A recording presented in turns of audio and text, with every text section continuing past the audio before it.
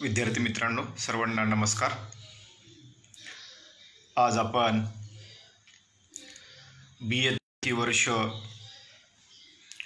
भारतीय अर्थव्यवस्था या पेपरमधील भारतीय अर्थव्यवस्था आणि भारतीय अर्थव्यवस्थेचे स्वरूप या भागावरती आपण अभ्यास करणार आहोत। मागील 4 महिन्यापासून सातत्याने संपूर्ण महाराष्ट्रासह देशभरामध्ये कोरोना महामारीची साथ आल्यामुळे त्याचे पडसाद शाळा आणि महाविद्यालयावरती उमटल्यामुळे या कोरोनाशी सामना करीत असताना स्वामी रामानंद तीर्थ मराठवाडा विद्यापीठांतर्गत शंकरराव चव्हाण महाविद्यालय अर्धापूर, जिल्हा नांदेड या आपल्या महाविद्यालयामध्ये सुद्धा आपण ऑनलाईन टीचिंगच्या माध्यमातून शासन निर्णयाप्रमाणे UGCच्या आणि विद्यापीठाच्या नियमावलीप्रमाणे आपल्या अभ्यासक्रमाचा 40% भाग हा जो आहे तो ऑनलाईन पद्धतीने पहिल्या टप्प्यामध्ये आपण पूर्ण करत आहोत। त्या अनुषंगाने महाविद्यालयाचे प्राचार्य डॉक्टर के पाटील सर आणि संपूर्ण टीम महाविद्यालयाची ही या नियमाचं तंतोतंत पालन करत आहे। आपणही सर्व विद्यार्थी मोठ्या संख्येने या ऑनलाईन टीचिंगचा फायदा घेत आहोत। आपल्या सर्व विद्यार्थ्यांचं मी शंकरराव चव्हाण महाविद्यालय अर्थशास्त्र विभागाच्या वतीने अगदी मनापासून आपलं स्वागत करतो। विद्यार्थी मित्रांनो, भारतीय अर्थव्यवस्था या पेपरमध्ये भारतीय अर्थव्यवस्थेचे स्वरूप हा घटक समजून घेत असताना आपल्याला काही गोष्टीचा ऐतिहासिक आढावा घेणं फार गरजेचं आहे। मागच्या 2 वर्षामध्ये आपण सूक्ष्म अर्थशास्त्र आणि स्थूल अर्थशास्त्र अशा सैद्धांतिक पेपरचा अभ्यास केलेला आहे। त्याचप्रमाणे यावर्षी सुद्धा आपणास काही सैद्धांतिक पेपरचा अभ्यास करावा लागणार आहे आणि काही अप्लाइड पेपरचा अभ्यास करावा लागणार आहे। त्याच्यापैकीच भारतीय अर्थव्यवस्था हा पेपर आपल्या सर्वांसाठी परीक्षेच्या दृष्टिकोनातून जेवढा महत्त्वाचा आहे तेवढाच व्यवहारामध्ये देशाच्या दृष्टिकोनातून आणि व्यवहारामध्ये आपण कशा प्रकारे वर्तन केलं पाहिजे, देशाची अर्थव्यवस्था नेमकी कशी आहे, जगाची अर्थव्यवस्था नेमकी कशी आहे, या सगळ्या गोष्टींचा बारीक बारीक अभ्यास करून त्याचा प्रत्यक्ष जीवनामध्ये कसा वापर करता येईल याचा आपण प्रयत्न या ठिकाणी करणार आहोत। आता जगातील कोणत्याही राष्ट्राची अर्थव्यवस्था हे विशिष्ट विचारधारेच्या अनुषंगाने काम करत असते। कारण जगामध्ये साधारणपणे जी जगाची विभागणी झालेली आहे दुसऱ्या महायुद्धाच्या दरम्यान, एक रशिया आणि त्यांचा मित्रराष्ट्र किंवा त्यांचे मित्रराष्ट्र, दुसरीकडे अमेरिका आणि त्यांचे मित्रराष्ट्र। रशिया हे साम्यवादी विचारधारा घेऊन साम्यवादी अर्थव्यवस्थेच्या अनुषंगाने आपल्या देशाचा विकास करणारं राष्ट्र आहे आणि त्याचवेळी अमेरिका हे भांडवलशाही अर्थव्यवस्था स्वीकारून आणि त्यांच्या मित्रराष्ट्रांना सोबत घेऊन भांडवलशाही अर्थव्यवस्थेच्या दृष्टिकोनातून विकासाकडे वाटचाल करत असलेले राष्ट्र आपल्याला दिसून येतं। परंतु जगामध्ये जे जे राष्ट्र स्वातंत्र्य झाले, गुलामीतून मुक्त झाले, त्या त्या राष्ट्रांनी एकतर भांडवलशाही अर्थव्यवस्था स्वीकारलेली आहे किंवा साम्यवादी समाजवादी अर्थव्यवस्था स्वीकारलेली आहे. त्यापैकीच भारत हा जगामध्ये ब्रिटिशांच्या गुलामीतून मुक्त झालेला राष्ट्र म्हणून जगाच्या नकाशावर भारताला ओळखलं जातं. स्वातंत्र्यप्राप्तीनंतर भारताची स्वतंत्र राज्यघटना लिहिण्यात आली आणि त्या अनुषंगाने भारताच्या अर्थव्यवस्थेची विशिष्ट प्रकारची दिशा असावी अशा प्रकारचं विचार मंथन पुढे येऊ लागलं. आणि त्यावेळी भारताचे पहिले पंतप्रधान आणि देशाचे नेते पंडित जवाहरलाल नेहरू यांनी नुकताच रशियाचा दौरा केला होता. जसं की जगामध्ये मी सुरुवातीला सांगितल्याप्रमाणे रशिया आणि त्यांचे मित्रराष्ट्र आणि अमेरिका आणि त्यांचे मित्रराष्ट्र. पंडित जवाहरलाल नेहरू यांनी रशियाचा दौरा केला होता आणि रशियाच्या दौऱ्यावरती जाऊन रशियाच्या साम्यवादी अर्थव्यवस्थेच्या विकासाच्या दृष्टिकोनातून पंडित जवाहरलाल नेहरू प्रचंड प्रभावित झालेले होते. त्यांना असं वाटलं की भारताचा विकास सुद्धा आम्ही साम्यवादी अर्थव्यवस्थेच्या दृष्टीने सहजपणे करू शकतो. मग त्या अनुषंगाने पंडित नेहरू जेव्हा भारतामध्ये परत आल्यानंतर भारतीय नेते मंडळीसमोर, अर्थशास्त्रज्ञासमोर, अभ्यासक आणि संशोधकासमोर त्यांनी प्रस्ताव मांडला की भारताची अर्थव्यवस्था सुद्धा रशियाच्या साम्यवादी अर्थव्यवस्थेच्या दृष्टिकोनातून प्रगती करणं काळाची गरज आहे. परंतु काही तत्कालीन नेत्यांनी मात्र पंडित जवाहरलाल नेहरू यांच्या साम्यवादी अर्थव्यवस्थेच्या प्रारूपाला प्रचंड विरोध दर्शविला होता. मग काही नेते मंडळीचं म्हणणं असं होतं, काही अर्थशास्त्रज्ञांचं म्हणणं असं होतं की आम्ही संपूर्णपणे भांडवलशाही अर्थव्यवस्था स्वीकारून त्या अनुषंगाने आम्ही पुढे गेलं पाहिजे. मग असे दोन सूर त्या ठिकाणी निर्माण झाले. पंडित जवाहरलाल नेहरू यांचा गट तयार नव्हता. पंडित जवाहरलाल नेहरूंचं म्हणणं असं होतं की आपण साम्यवादी अर्थव्यवस्था स्वीकारणं हे भारताच्या पुढील प्रगतीच्या दृष्टिकोनातून अतिशय फायदेशीर स्वरूपाचं आहे, अशी पंडित जवाहरलाल नेहरूंची भूमिका होती. मग भांडवलशाहीचं समर्थन करणारी जी काही मंडळी आहेत ते मात्र अजिबात तयार नव्हते. मधला मार्ग काढण्याचं त्या ठिकाणी सूर पुढे आला. मग पंडित जवाहरलाल नेहरू म्हणाले की जर साम्यवादी अर्थव्यवस्था स्वीकारणं जर शक्य नसेल तर आम्ही समाजवादी अर्थव्यवस्था स्वीकारूया. मग त्यावेळी समाजवादी अर्थव्यवस्था सुद्धा पूर्णपणे स्वीकारण्यासाठी भांडवलशाहीचं समर्थन करणारं जे काही गट होतं ते अजिबात तयार झालेलं नाही. मग त्यांचं म्हणणं असं आलं, ठीक आहे, आपण बसूया आणि चर्चा करूया.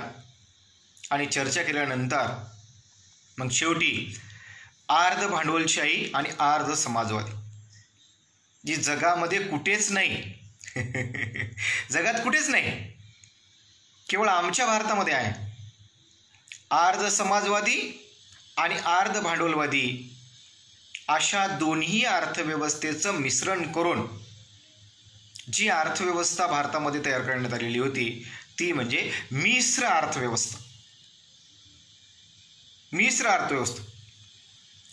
आणि ही मिश्र अर्थव्यवस्था 1951 पासून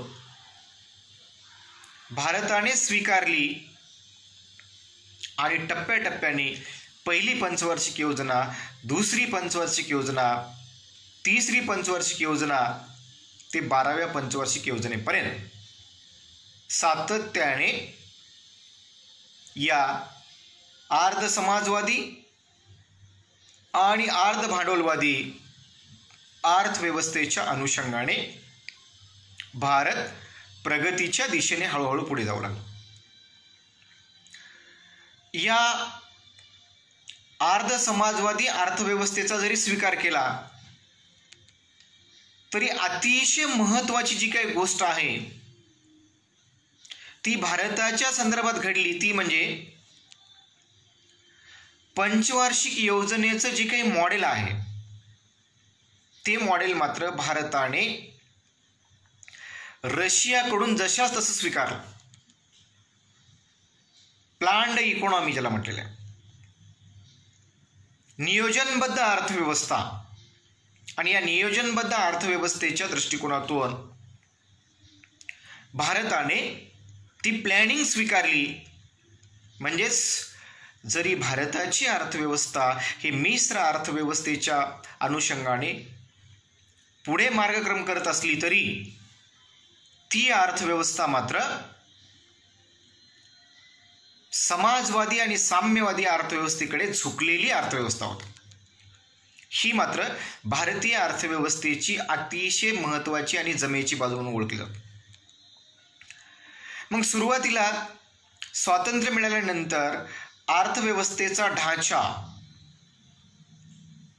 सूत्रबद्धरित्या तयार करण्यासाठी अनेक अर्थशास्त्रज्ञांनी वेगवेगळ्या प्रकारचे आपली मतं मांडली, वेगवेगळ्या प्रकारच्या भूमिका मांडल्या. त्यापैकीच दुसऱ्या पंचवार्षिक योजनेमध्ये एक प्रारूप आलं, त्याचं नाव होतं महालनोबिस प्रारूप. या महालनोबिस प्रारूपामध्ये याची मांडणी महालनोबिस नावाच्या इकॉनॉमिस्टने केलेली होती. त्यांचं म्हणणं असं होतं, कोणत्याही राष्ट्राच्या आर्थिक विकासाला जर सुरुवात करायची असेल, सर्वांगीण आर्थिक प्रगती जर करायची असेल तर सर्वप्रथम त्या राष्ट्रामध्ये मोठ्या उद्योगाची, मूलभूत आणि अवजड उद्योगाची वाढ होणे हे गरजेचं असतं.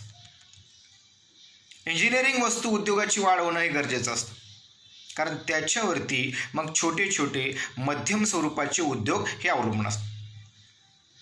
आता प्रश्न असा निर्माण होतो की अशा मोठ्या उद्योगामध्ये खाजगी उद्योजक सहसा गुंतवणूक करत नाही, कारण खाजगी उद्योजकाचा उद्देश एकच असतो, जास्तीचा नफा मिळवणे.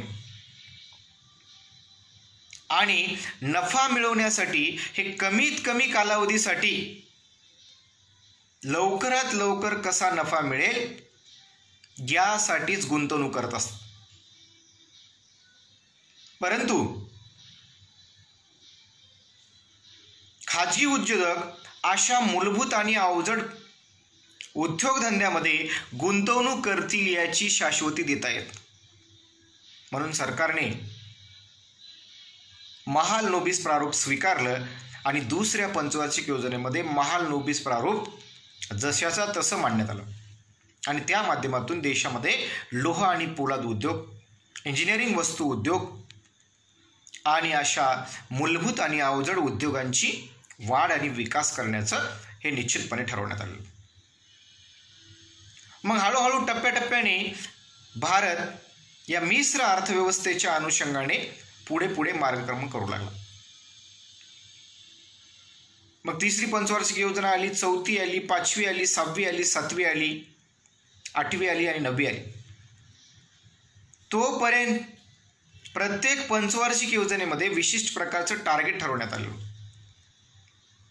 हे उद्दिष्ट डोळ्यासमोर ठेवून त्या 5 वर्षामध्ये ते उद्दिष्ट कसे साध्य करता येतील याचा सातत्याने प्रयत्न करण्यात आला.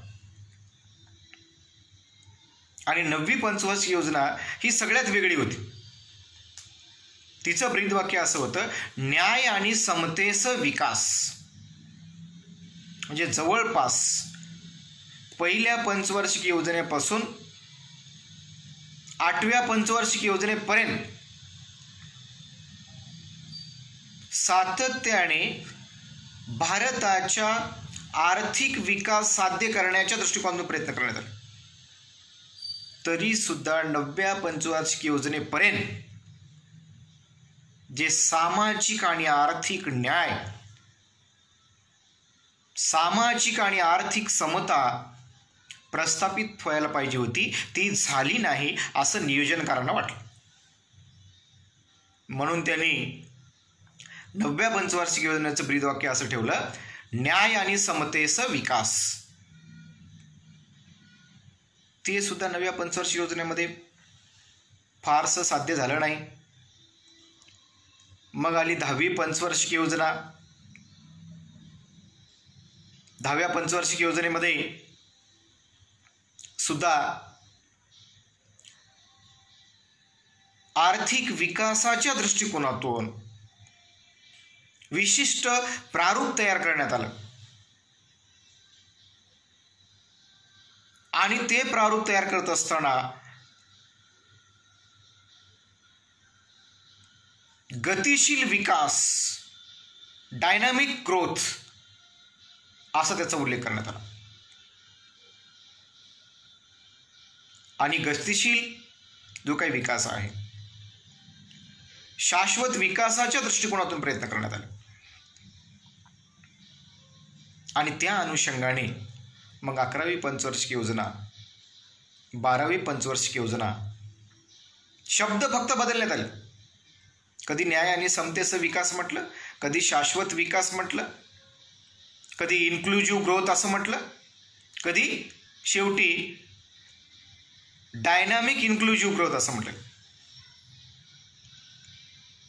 आणि हे म्हणत असताना मात्र नियोजनकाराचा उद्देश एकच होता की या देशामध्ये सुरुवातीपासून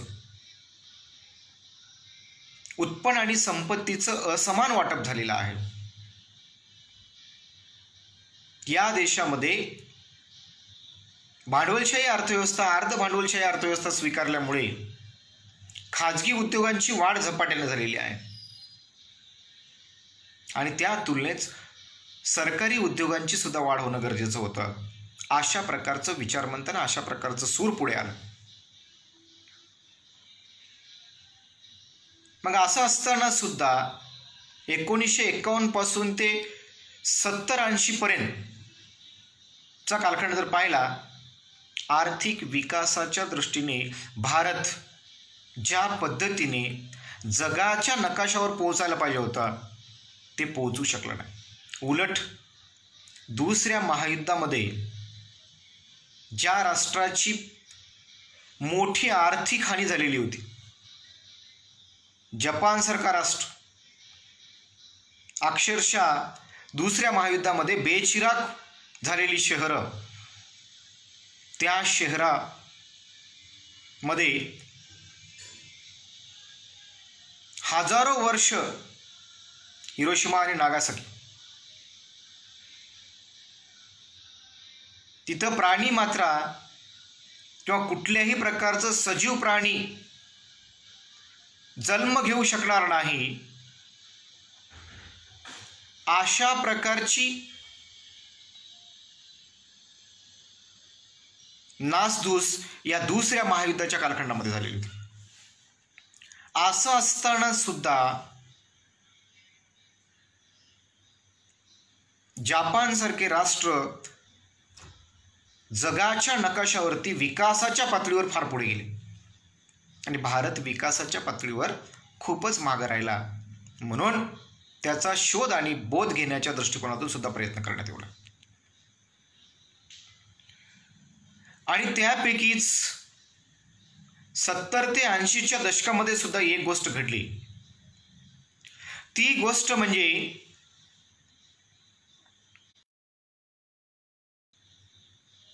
भारताने स्वीकारलेली जी काही अर्थव्यवस्था आहे, मिश्र अर्थव्यवस्था आहे, त्याच्या अंगाने जेवढी प्रगती व्हायला पाहिजे होती ती प्रगती होऊ शकली नाही. आणि जगामध्ये 70 ते 80च्या दशकामध्ये उदारीकरण, जागतिकीकरण आणि खाजगीकरणाची लाट निर्माण झालेली होती.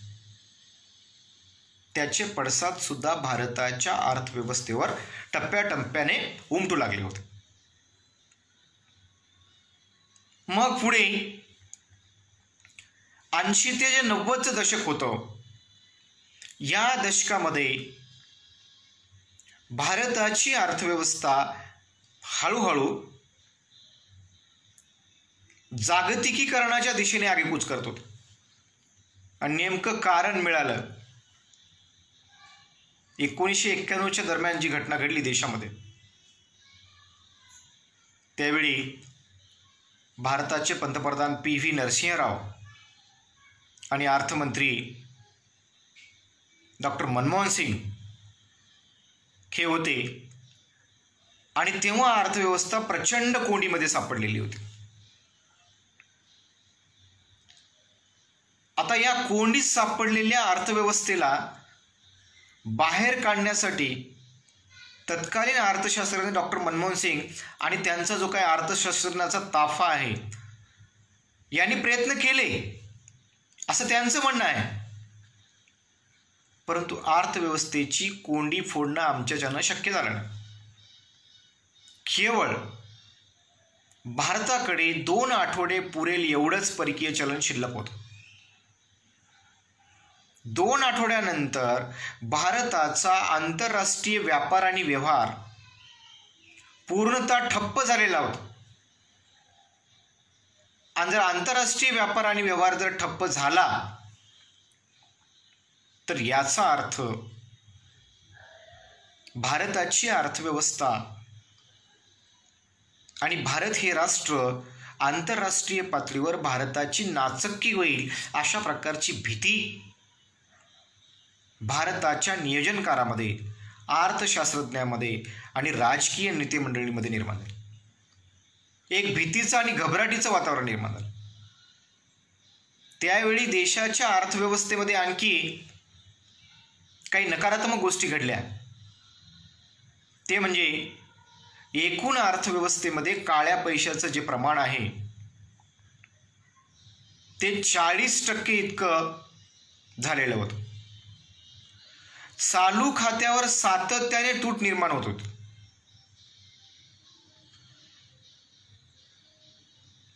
आर्थिक विकासाचा दर प्रचंड घसरलेला होता.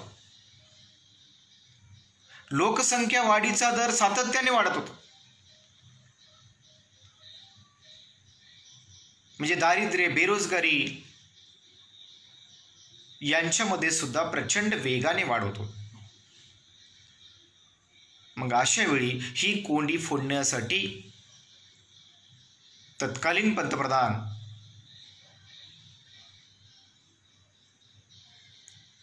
आणि तत्कालीन अर्थशास्त्रज्ञ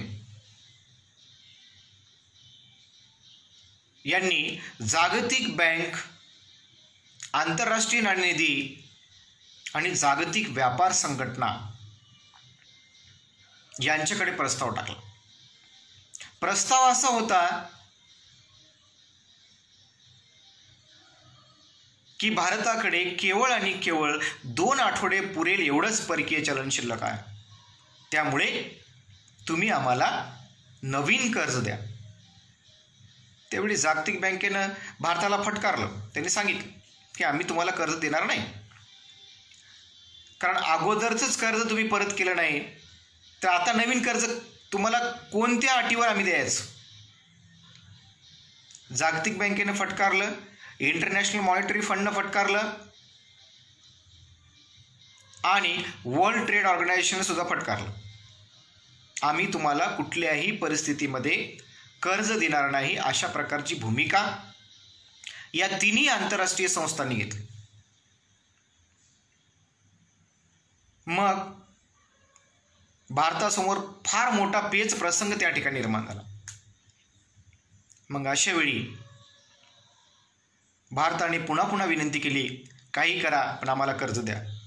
आमचा नाविलाज आहे, आम्ही काहीच करू शकत नाही. मग WTOनं सांगितलं, जागतिक बँकेनं सांगितलं की जर तुम्हाला कर्ज पाहिजे असेल तर काही अटी तुम्हाला स्वीकाराव्या लागतील. WTO, इंटरनॅशनल मॉनिटरी फंड आणि जागतिक बँक या तिन्ही संस्थांमध्ये अमेरिकेचे प्रतिनिधित्व जास्त आहे. त्यांना वोटिंग पॉवर जास्त आहे, कारण या तिन्ही संस्थांवरती अमेरिकेचं वर्चस्व प्रस्थापित झालेलं आहे. आणि त्यामुळे अमेरिका हे भांडवलशाही प्रधान राष्ट्र असल्यामुळे मग या तिन्ही संस्थांनी भारताला प्रस्ताव ठेवला की तुम्हाला 3 गोष्टी स्वीकाराव्या लागतात. 3 गोष्टी कोणत्या? खाजगीकरण स्वीकारावं लागेल, जागतिकीकरण स्वीकारावं लागेल आणि उदारीकरण स्वीकारावं लागेल. भारताने त्यावेळी विचार केला, कारण 1951 पासून आमची अर्थव्यवस्था मिश्र अर्थव्यवस्था आहे. या 3 गोष्टी जर आम्ही स्वीकारल्या तर अर्थव्यवस्थेचं स्वरूप बदलून जाईल. मग थोडा विचार केला की नाही, आम्ही विचार करून सांगतो म्हणलं. मग विचार झाला आणि मग आमच्याकडे दुसरा काहीही इलाज नाही, दुसरा कोणताही पर्याय नाही, अशा प्रकारची भूमिका घेतली. आणि मग भारताने खाजगीकरण, उदारीकरण आणि जागतिकीकरण या तिन्ही संकल्पनेचा स्वीकार केला. आणि 24 जुलै 1991 रोजी भारताची अर्थव्यवस्था, जी मिश्र अर्थव्यवस्था होती, ती अर्थव्यवस्था आता खुली अर्थव्यवस्था म्हणून ओळखली जाऊ लागली. त्याला जसं म्हटले न्यू इकॉनॉमिक पॉलिसी. त्याच्यात नवीन काही नव्हतं. जे जगामध्ये भांडवलशाही राष्ट्रांना स्वीकारलेलं आहे तेच होतं, नवीन असं याच्यामध्ये काही नव्हतं. मग तिला नाव बदललेलं दिलं खुली अर्थव्यवस्था, नवीन आर्थिक धोरण असं म्हटलं. आता 1991 पासून 2001, 2011 आणि आता 2020 तब्बल 29 वर्षाचा कालखंड उलटलेला आहे. म्हणजे पुन्हा 3 दशकं संपलेले आहेत.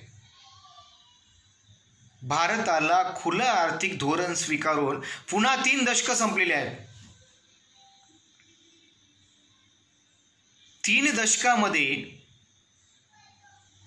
तेव्हा जे बोललेलं होतं, काळ्या पैशाचं प्रमाण कमी करू, दारिद्र्य कमी करू, लोकसंख्येचा दर कमी करू, त्यानंतर भाववाढीचा दर कमी करू, चालू खात्यावरची तूट कमी करू.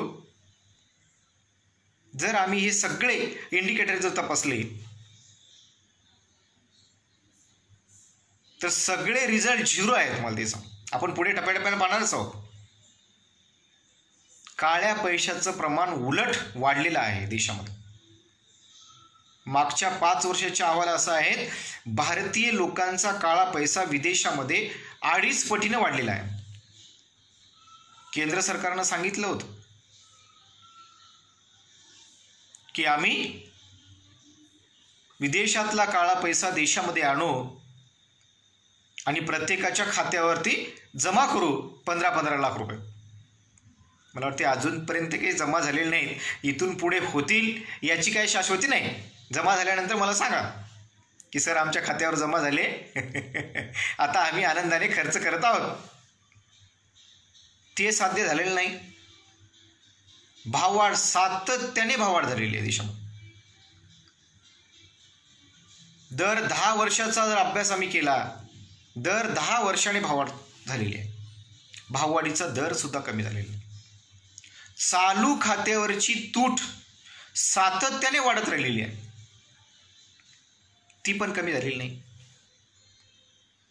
दारिद्र्य कमी नाही, बेरोजगारीचा दर कमी नाही, लोकसंख्या वाढीचा दर कमी नाही.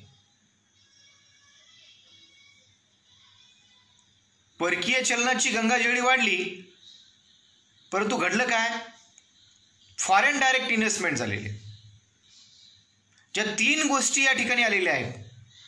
उदारीकरण. आता उदारीकरण म्हणजे काय? आंतरराष्ट्रीय व्यापाराचं धोरण हे उदार करणे, त्याला इंग्रजी शब्द लिबरलायझेशन असा आहे. शिथिल करणे, म्हणजे आंतरराष्ट्रीय व्यापारावरची जी काही बंधने आहेत ती बंधने शिथिल करणे असं म्हटलेलं आहे. आता बंधने शिथिल करायची म्हणजे नेमकं काय? समजा चायनाच्या वस्तू आहेत, भारतात आणायच्या आहेत. चायनाच्या वस्तूवरती जर 100% इतके कर असतील तर 100 रुपयाची चायनाची वस्तू भारतामध्ये 200 रुपयाला विकली जाते, कारण त्याच्यावर 100% कर लावलेले.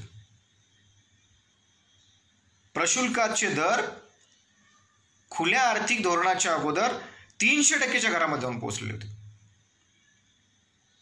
मग अशा वेळी 100 रुपयाची वस्तू भारतामध्ये 400 रुपयाला विकली जातात. मग विदेशी वस्तू महाग, देशी वस्तू स्वस्त. सुरुवातीपासून आमच्या देशामध्ये देशी वस्तू सुद्धा काही फार स्वस्त नाही, तुम्हाला तेही सांगतो. त्याही तेवढ्याच महाग आहेत. परंतु खुल्या आर्थिक धोरणामुळे मात्र चायनाच्या वस्तू फार स्वस्त झाल्या. तुम्हाला म्हणजे ब्रँडेड कंपनीचा जर मोबाईल घ्यायला गेलात, 10,000ला मिळणारा मोबाईल चायना 700 रुपयामध्ये देऊ लागला. 100 रुपयाला मिळणारा कॅल्क्युलेटर चायनाचं 30 रुपयाला कॅल्क्युलेटर मिळू लागलं. 1000 रुपयाला मिळणारा घड्याळ 100 रुपयाला मिळू लागलं चायनाचं. चायना अगोदर फक्त खेळणे बनवण्यामध्येच माहेर होता, पण चायनाने एवढ्या पुढे जाऊन एवढी प्रगती केली की दिवस उजाडल्यापासून ते रात्री झोपेपर्यंत आम्हाला ज्या ज्या वस्तू लागतात त्या सर्व वस्तू आणि सेवा चायना भारताला निर्यात करू लागला, आम्ही आयात करू लागलो. आणखी एक गोष्ट सांगितलेली होती 1991च्या दरम्यान. पुढील कालखंडामध्ये देशाची निर्यात वाढवू, म्हणजे भारताची निर्यात वाढवू आणि आयात कमी करू, ते पण साध्य झालेलं नाही. आजही आयात जास्त आहे आणि निर्यात कमी आहे. म्हणजे आंतरराष्ट्रीय व्यापार तोल 1991 पासून ते 2020 पर्यंत असं एकही वर्ष नाही ज्या वर्षी भारताची निर्यात जास्त आहे आणि आयात कमी आहे. असं जरी असलं, अर्थव्यवस्थेची दिशा मात्र बदलली.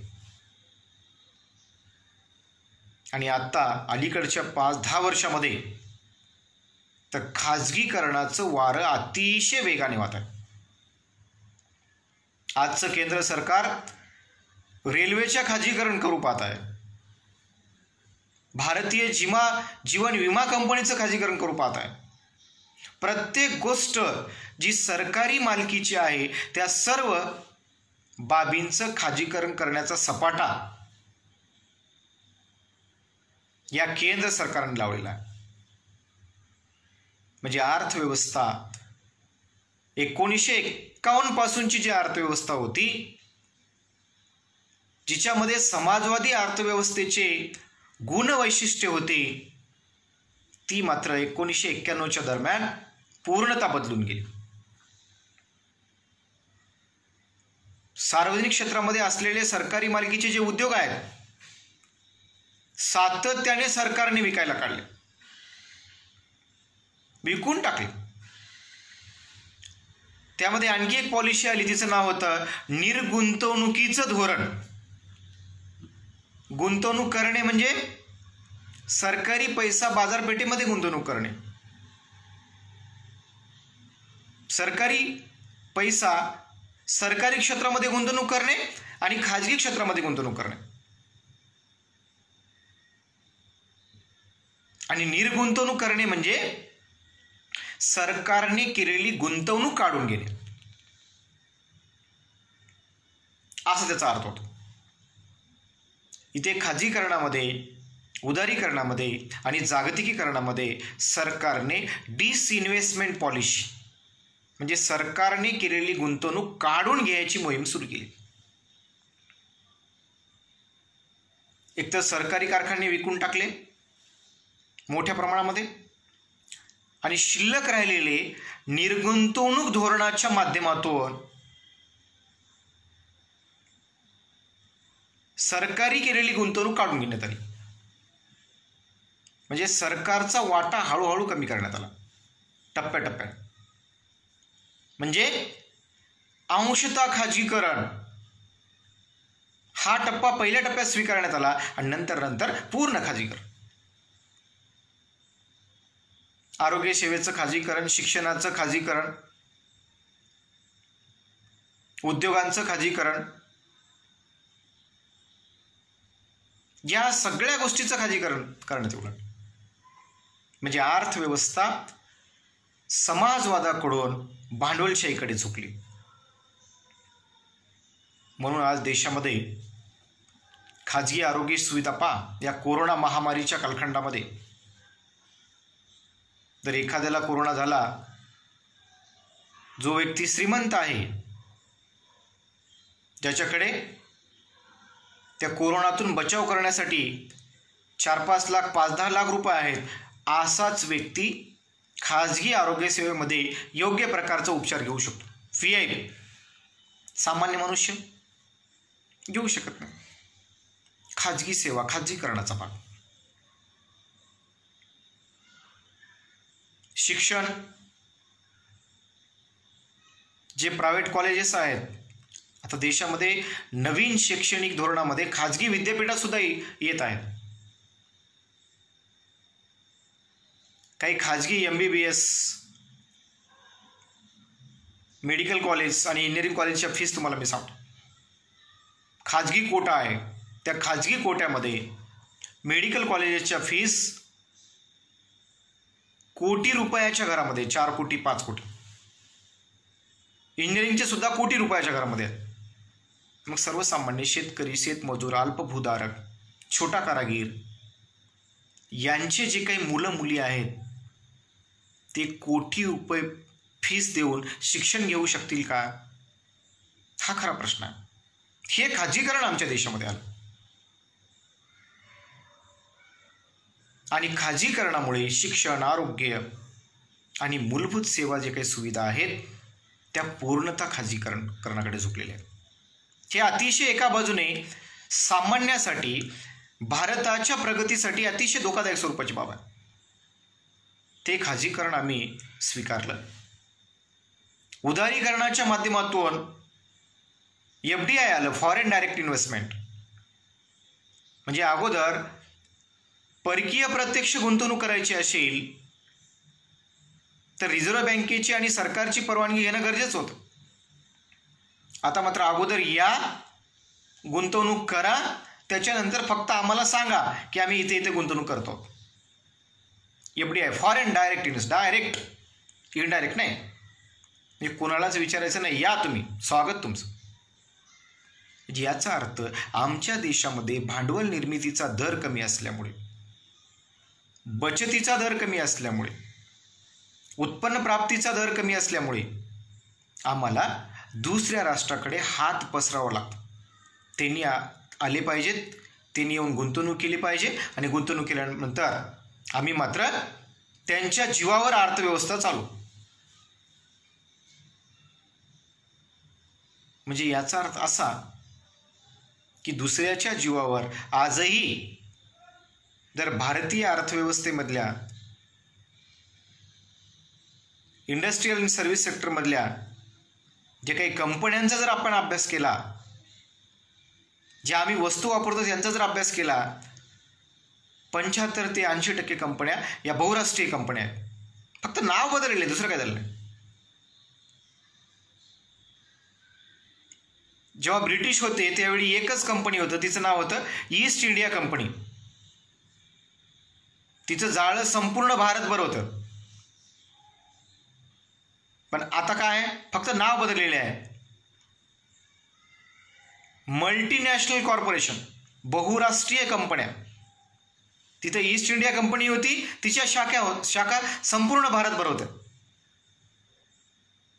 आणि आता फक्त नाव बदललेले, लेबल बदललेलं आहे, बहुराष्ट्रीय कंपन्या. ती कंपनी ब्रिटिश राणी एलिझाबेथ हिच्या नियंत्रणाखाली होते. आता विदेशी लोक त्याच्यावर कंट्रोल करतात. फरक काहीही पडलेला नाही. म्हणजे याचा अर्थ असा